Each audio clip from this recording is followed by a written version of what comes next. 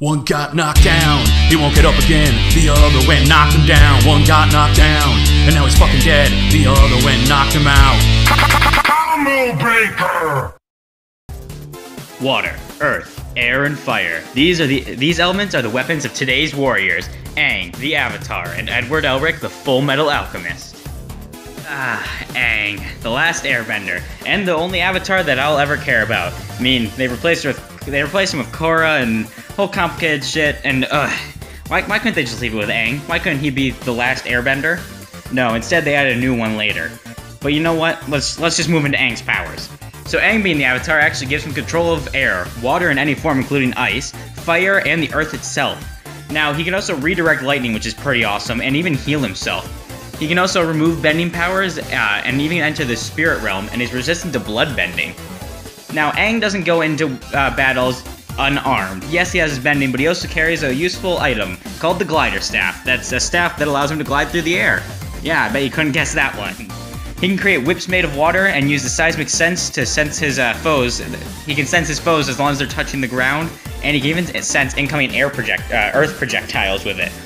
He also has earth and air armor and shields respectively, but his strongest technique by far is a transformation known as the Avatar state. With the Avatar state, Aang taps into the cycle of reincarnations of all the Avatars and gains all of their skills, strength, abilities, and everything, and pretty much becomes an unstoppable monstrosity of power. Now, as for power, he can actually send full-grown men flying with ease, and he's fought Ozaya, and Aang is even stronger than Korra, who could redirect energy blasts the size of cities. Not to mention, Aang himself has destroyed airships when he was rather young. He's also fought other skilled benders to a standstill, or even just straight up beaten them. He's fast enough to redirect lightning and fight other skilled benders, and he can survive fire blasts and even large building busting attacks from highly skilled benders. Not to mention, Aang's mastered all 4 elements of bending, and has the knowledge of all previous avatars, so he's pretty damn smart. But don't take this as perfection. He is a pacifist by nature and won't take a life unless it's necessary, and depending on the weather, his bending abilities can be altered or weakened, or he can just not use them altogether. And he'll need the materials to be able to bend them, such as water and earth, but fire seems to be an exception, as he can create that out of thin air.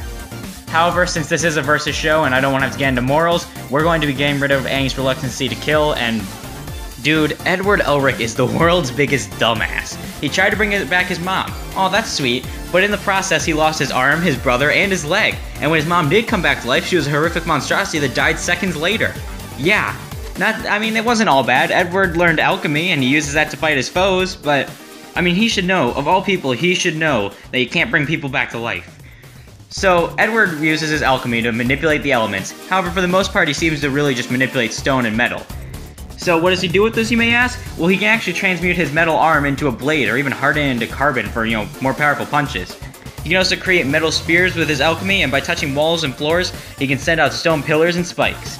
He can also create these large 10-foot golems in a fight, but I don't ever see him using them, which is weird, because that seems like the most overpowered technique ever.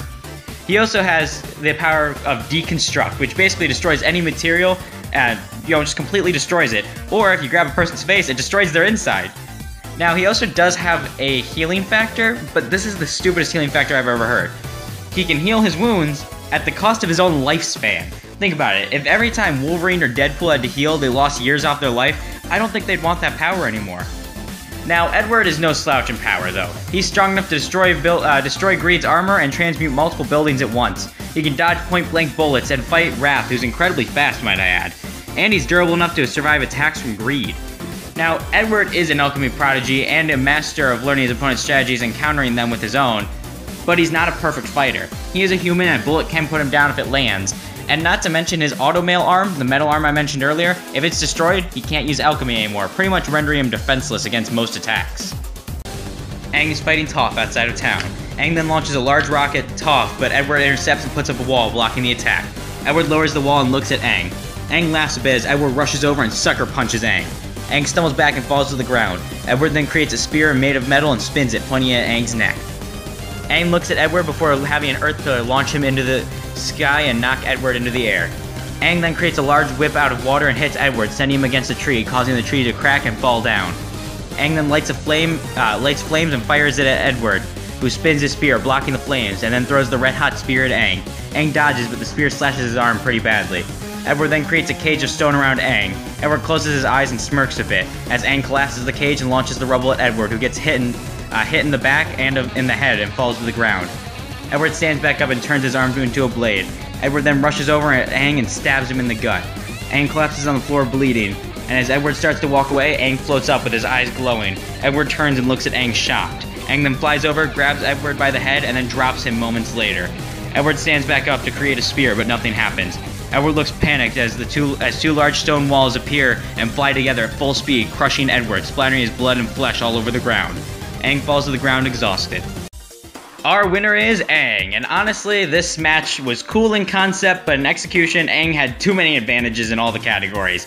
He's at a small city level with massively hypersonic speeds, whereas Mr. Elric over here, he's only large building level with hypersonic at best. Aang also has access to more elements to bend, with all earth, water, air, and fire, whereas Edward really only relies on stone and metal with his alchemy. Not to mention, Aang has his trump card, being the Avatar state, which boosts all of his stats and allows him to nullify bending powers. Now, the real debate here is if this could work on Edward's alchemy, and I like to think it would, because spoilers, I get big spoilers for Full Metal Alchemist Brotherhood. At the end of the series, Edward loses his alchemy powers, so what's to say that Aang's bending removing thing wouldn't work the same way? Not to mention, Aang doesn't even need this to win. He's strong enough without the Avatar state and without removing Edward's bending powers. So really, Aang was just too much for Edward to handle. Our winner is Aang, the last airbender. Next time on Combo Breaker, we have two immortal zombies facing off in a fight to the death. Jason versus Solomon Grundy. Please like, comment, and subscribe, and put in the comments what you think of the next match, who you think will win, why, anything you got. I'd love to see what you guys put.